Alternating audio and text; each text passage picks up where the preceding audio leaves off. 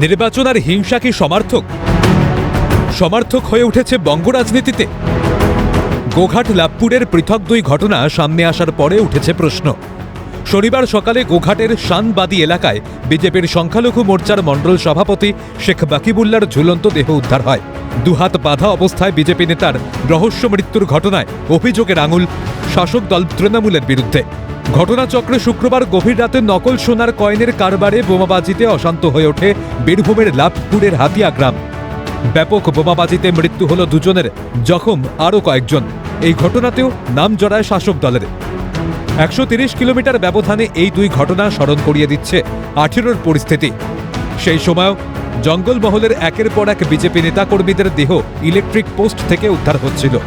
সব ক্ষেত্রেই অভিযোগের আঙুল উঠেছিল শাসক দলের দিকে, যদিও অভিযোগ অস্বীকার করেছিল শাসক শিবির। পরবর্তীতে 21-এর বিধানসভা নির্বাচনে দেখা যায় জঙ্গলমহলে জয় জয়কার ঘাসফুল শিবিরের। যে জঙ্গলমহল কার্যত ঘাঁটি হয়ে উঠেছিল, সেখানেই অনেকাংশে পিছিয়ে পড়ে বিজেপি। 24-এর লোকসভাতেও জঙ্গলমহলে জয়ের ধারা অব্যাহত রাখে তৃণমূল। জঙ্গলমহলের 4 জেলায় 6টি আসনের মধ্যে 4টি আসনে জয়ী হয় তৃণমূল। বিজেপির বরাতে জোটে মাত্র 2টি। আর এতেই প্রশ্ন উঠছে, উদ্দেশ্য কি তাহলে ভয়ের বাতাবরণ তৈরি? রাজনৈতিক ফায়দা লোটার উদ্দেশ্যেই নির্বাচন অবাধ ও শান্তিপূর্ণ চায় না শাসক দল? মুখ খুলেছেন রাজ্যের প্রাক্তন পুলিশ কর্তা নজরুল ইসলাম। তার কথায় এমন এক অবস্থা সৃষ্টি করা যাতে ভয় ভীতির পরিবেশ থাকে। ভোটের আগে যেমন বোমা নিয়ে মারামারি বাড়ছে, বোমা মজুত করা বাড়ছে, আবার যারা বিরোধী দলের হয়ে কাজ করবে তাদের হত্যা করা, এটা একটা অবস্থা সৃষ্টি করা যাতে ভয় ভীতির পরিবেশ থাকে এবং শাসক দলের গুন্ডা বদমাশদের বিরুদ্ধে কেউ কোনো কথা বলতে সাহস না করে। ওয়াকিবহাল মহল মনে করছে, ভয়ের বাতাবরণ তৈরি করে নির্বাচনে যে লাভ পাওয়া যায় অতীতের অভিজ্ঞতা থেকে ভালো মতোই জানে তৃণমূল। অভিজ্ঞতার ওপর ভর করে কার্যত একই কাজ করেছিল 23-এর পঞ্চায়েতের নির্বাচনেও। ব্যাপক অশান্তি, পরপর মৃত্যু, অধিকাংশ ক্ষেত্রেই পঞ্চায়েতকে বিরোধী শূন্য করেছে।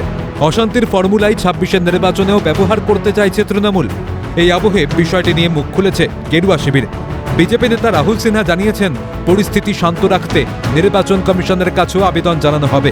কিন্তু আমরা মনে করি এক্ষেত্রে যে ঘটনা হয়েছে তা সুপরিকল্পিতভাবে এটাকে করা হয়েছে এবং আমরা এই ঘটনার নিরপেক্ষ তদন্ত এবং দোষীদের আমরা শাস্তি চাইছি এবং পশ্চিমবাংলার নির্বাচনের আগে যাতে এলাকা শান্ত থাকে তার জন্য উপযুক্ত পদক্ষেপ নেওয়ার জন্য নির্বাচন কমিশনের কাছেও আমরা আবেদন জানাবো। মুখ খুলেছে শাসক দল। তৃণমূল নেতা কুণাল ঘোষের মন্তব্য, কারোর ঘাড়ে কিছু চাপিয়ে দেওয়া যায় না। ব্যক্তিগত কারণে মৃত্যু নিয়ে রাজনীতি করছে বিজেপি।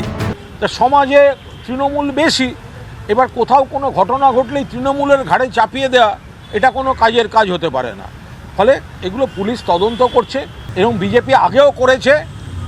উত্তরবঙ্গে দেখেছিলেন একটা ঝুলন্ত ডেড বডিকে কি বলে চালিয়েছিল।